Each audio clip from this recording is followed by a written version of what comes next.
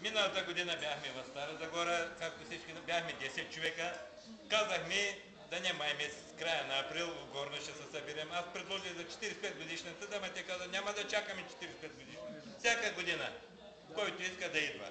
И казахме края на април и както виждате, от 10 човека, днеска тази вечер сме 20. Браво! Колеги, смятам, това е... Това е благодарение на господин. Наистина много добра организация. Много добра организация. Исках и повече да и други, но да се случи, че... До година. Дано да такова. Някои не ги открихме, някои възпрепятствани са. И първо докато не се почне да такова, да почетем паметта на петимата ни колеги, които ни бяхме започнали в ежеито, 43-ма, петима от тях ги няма. Бани Тодоров, Георги Поп Алексиев, Стефан Желев,